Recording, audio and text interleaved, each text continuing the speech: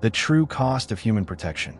Governor Thalrex stared at the human contract displayed before his council. 3 pages. Simple language. Impossible terms. Let me understand, he said carefully, his primary manipulator digits tracing the luminescent text that hovered above the council table. You'll protect us from the Kryn invasion fleet.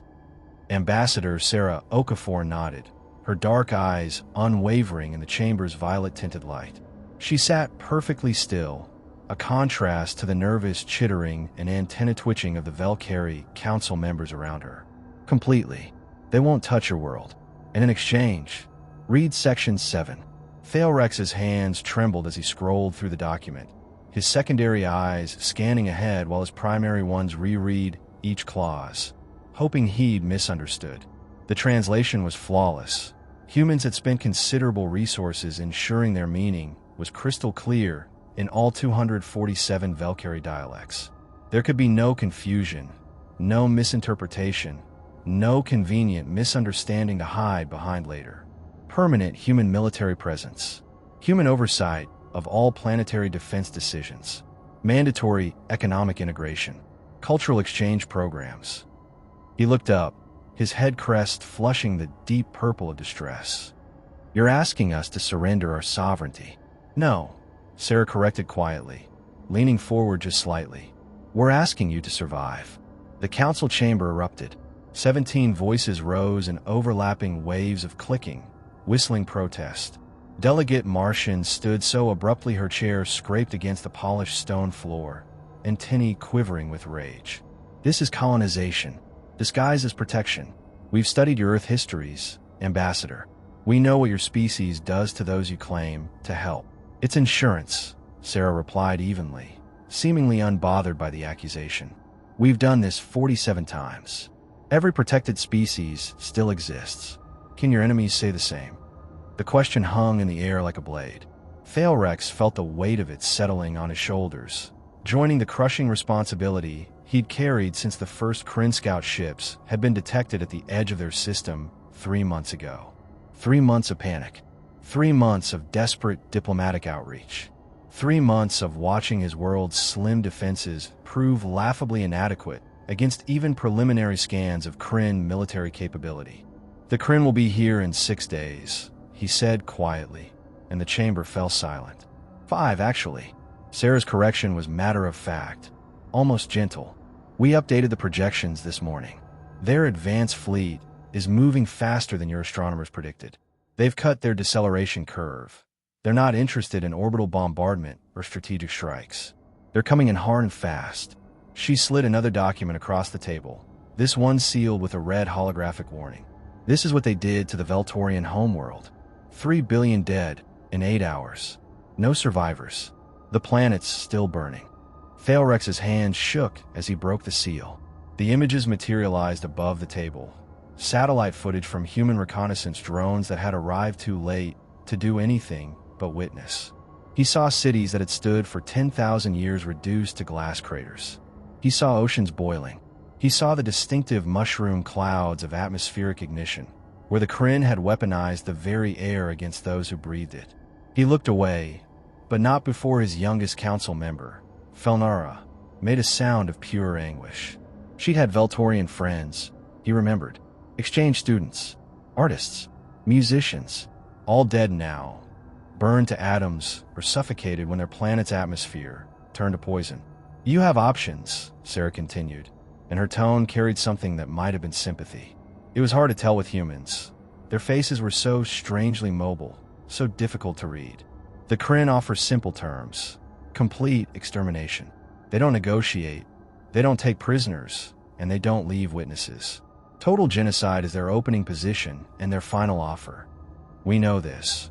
Martian snapped, but her antennae had drooped, her earlier fury draining away into something closer to despair. The Zafrani Compact will defend you, Sarah went on, as if Martian hadn't spoken. They've already sent preliminary offers, haven't they? Very generous terms. Minimal interference with your sovereignty. A mutual defense pact that looks almost equitable on paper. Thalrex nodded slowly. The Zafrani documents sat in his private files, golden and promising and seductive in their apparent reasonableness. They'll hold for 3 years, Sarah said. Maybe 4 if you're lucky. Then they'll recalculate the cost-benefit analysis and decide you're not worth the resources. They'll withdraw their fleet, issue a strongly worded statement of regret, and move on to more profitable ventures. We've seen it before, 14 times in the last century alone. And you, Thalrex whispered, his voice barely audible over the environmental system's hum. What do humans want? Sarah met his eyes, and for the first time, he saw something raw there, something that looked almost like pain. To make sure you're still here in 100 years. In 1,000. We don't ask for worship. We don't demand tribute. We ask for cooperation and the authority to keep you alive. At what cost to who we are? Your culture stays intact. Sarah's words came faster now, more intense. Your government remains. Your laws continue to apply to your citizens. Your language, your art, your religion, your traditions, all protected under Section 14, Subsection C. We don't homogenize. We don't assimilate. We don't erase. She paused, and her jaw tightened in that way humans had when they were controlling strong emotion. But we do insist on being able to do our job, which means we make the defense decisions, we control the military infrastructure, and we maintain enough presence to ensure nobody else can do to you what the Kryn are planning. Authority, Martian said bitterly. Control, power. You dress it in prettier language, but you're describing an occupation. I'm describing survival with conditions, Sarah said, and now there was steel in her voice. Real anger, cold and sharp. She stood abruptly, her chair pushed back with controlled force. I've watched 17 species reject similar offers. 12 are extinct, not enslaved, not conquered, extinct. Their entire evolutionary history, every work of art they ever created, every song they ever sang, every child they ever loved, gone. Erased from a universe, as if they'd never existed at all. She paced to the chamber's viewing window, where Velkar Prime hung in the sky like a jewel, blue and green and beautiful, utterly unaware that its death approached at relativistic speeds. 3 are enslaved, she continued, her back to the council. The Kryn took them alive, decided they were useful for manual labor or biological experimentation or entertainment. I won't describe what that looks like. I can provide documentation if you insist, but I don't recommend it. Not unless you want nightmares for the rest of your life. However long that turns out to be. Thalrex felt his lunch threatening to reappear. He'd heard rumors. Everyone had. The Kryn's reputation preceded them across half the galaxy. And 2 are scattered refugees, Sarah finished, turning back to face them. Her face was composed again, professional, but her hands gripped the back of her chair with enough force that her knuckles had gone pale. Billions reduced to millions, living on charity and other species' space, their homeworlds uninhabitable, their civilization fragmented beyond repair. They're alive, technically. They still exist, but everything that made them who they were is gone, and it's never coming back. She sat down again, slowly this time. You have 6 hours to decide. The human defense fleet is in position at the system's edge. If you sign, they jump in system and establish a defensive perimeter. If you don't, she shrugged, a peculiarly human gesture that somehow conveyed both helplessness and finality. We'll withdraw to a safe distance and bear witness. We'll document what happens. We'll rescue any survivors we can reach, and we'll offer them the same deal we're offering you now, except they'll be homeless refugees instead of sovereign people. The silence that followed was suffocating. Thalrex looked at his council. The people he'd worked with for 2 decades, through good times and bad, through economic crises and natural disasters, and all the normal catastrophes of governance. Young faces like Felnura, barely 30 and full of idealistic fire. Old faces like Deltram, who'd served on the council for 60 years and carried the weight of institutional memory. All terrified, all looking to him for answers he didn't have. I need, he said slowly, to understand something. This permanent military presence. Define permanent. Minimum 1 century, Sarah replied immediately. Subject to review and renewal based on threat assessment. If the Kryn are still active in this region, we stay. If new threats emerge, we stay. If the strategic situation stabilizes to the point where your own defenses are genuinely adequate, we renegotiate. A century. Martian's laugh was bitter. You're asking us to sign over our children's future. Our grandchildren's future. I'm asking you to ensure they have a future at all, Sarah shot back. Look, I understand the optics here. I do. I've sat in 47 rooms, just like this one, had 47 versions of this exact conversation. Some species sign immediately. The ones who've already watched their neighbors burn. Some take longer to decide. Some never sign at all. Her voice dropped. I've attended 12 memorial services. Beautiful ceremonies, honoring species that chose death over compromise. Very moving, very pointless. You're a cold woman, Ambassador, Deltram observed. His voice was raspy with age, but his mind was still sharp. I'm a realistic woman, Sarah corrected. And I'm tired. I'm tired of explaining basic mathematics to people who should know better. The equation is simple. You can keep your pride and lose everything. Or you can swallow your pride and keep your species alive. There is no third option. The Kryn don't do negotiation. They don't do coexistence. They do extermination efficiently and thoroughly, and they've been doing it successfully for 3,000 years.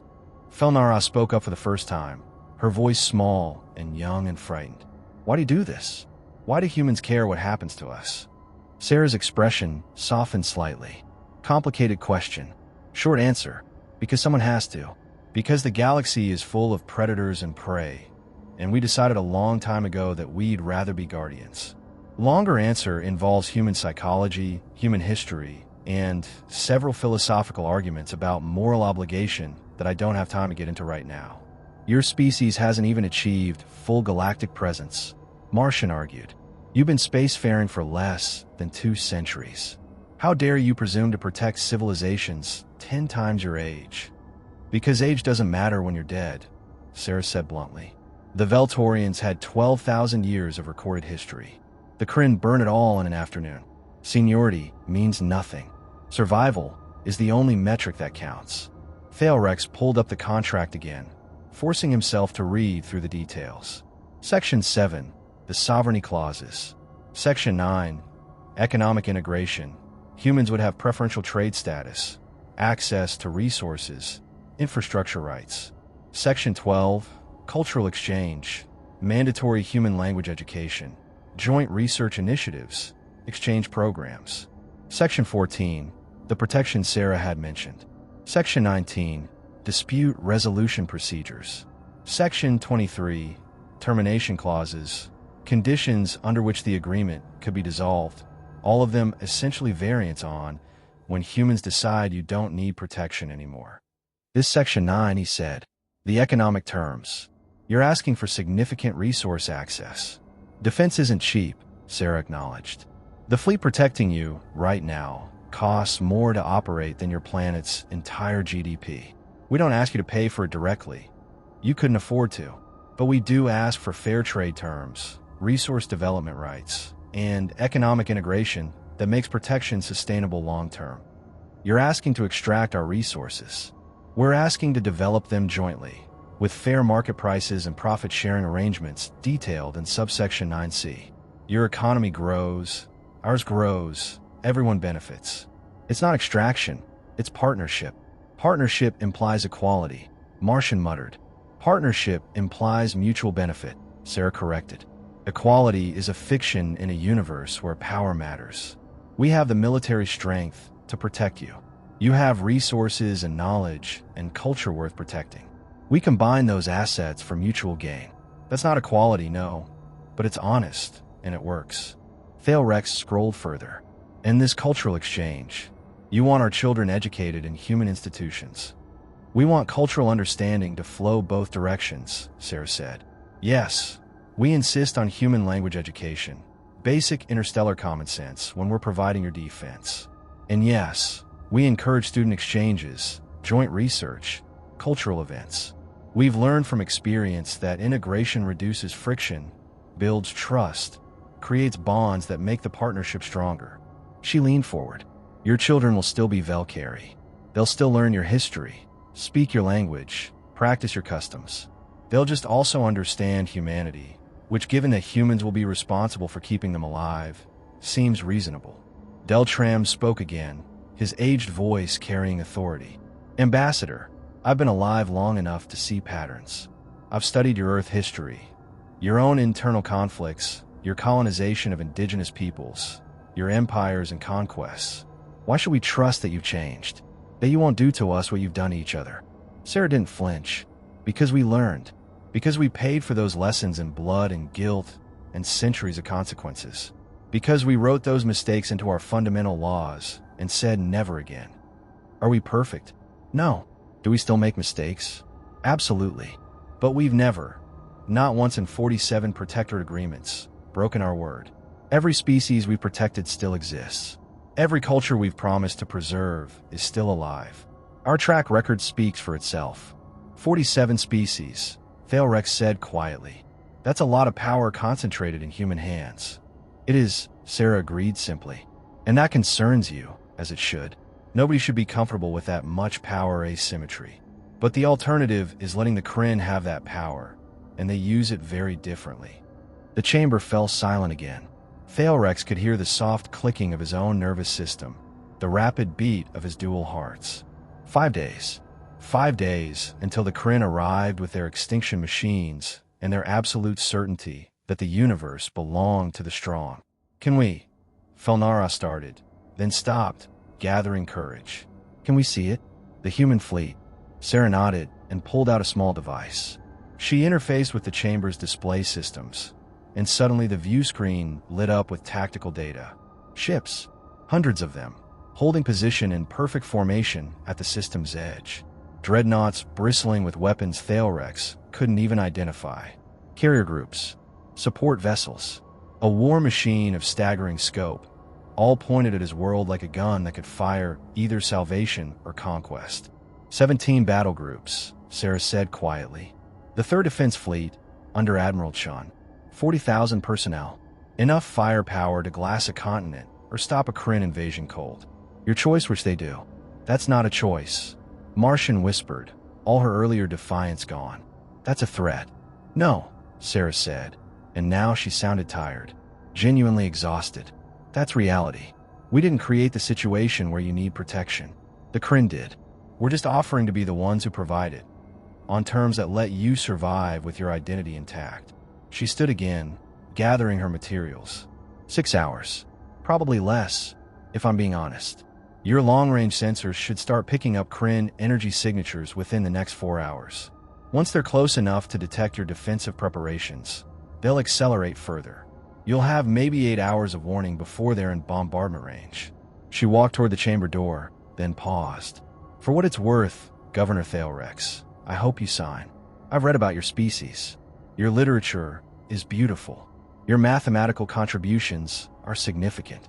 Your children deserve to grow up. But if you don't sign, she shrugged again, that helpless human gesture. I'll attend the memorial service. I'll make sure the universe remembers you existed. It's not enough, but it's something. The door closed behind her with a soft hiss of pressurized air. Thalrex looked at his counsel. Deltram's ancient eyes were wet. Felnara was shaking. Martian sat frozen. All her righteous anger collapsed in a simple terror. Opinions, he asked, though he already knew what they'd say. We sign, Deltram said immediately. I'm old. I've lived my life. But Felnara hasn't. None of our children have. We don't have the luxury of pride. It's still wrong, Martian said, but her voice was hollow. It's still conquest by another name. Perhaps, Thalrex agreed. But it's conquest that lets us wake up tomorrow. That lets our children learn our songs and speak our language and remember who we are. Is that worth the price? The question hung there, unanswerable and urgent. Outside, through the viewing window, Velkar Prime turned in its ancient orbit, beautiful and doomed and utterly innocent of the choice being made in its name. Thalrex pulled up the contract one final time, reading through the clauses with fresh eyes. Not looking for ways out now. There weren't any. Looking instead for what would be preserved, what would survive, what pieces of Velkari identity could be carried forward into this new reality where humanity held the gun and demanded cooperation in exchange for life. His hands trembled as he prepared to sign away the sovereignty his ancestors had built over millennia. But they trembled less than they had an hour ago, because Sarah had been right about one thing. Survival was the only metric that mattered. Everything else was just pride, and pride it turned out, was a luxury his people could no longer afford. He pressed his manipulator to the signature panel, and the contract glowed with acceptance. Somewhere at the system's edge, 17 battle groups received new orders and began their jump toward Velkar Prime. The age of Velkari independence was over. The age of Velkari survival had begun.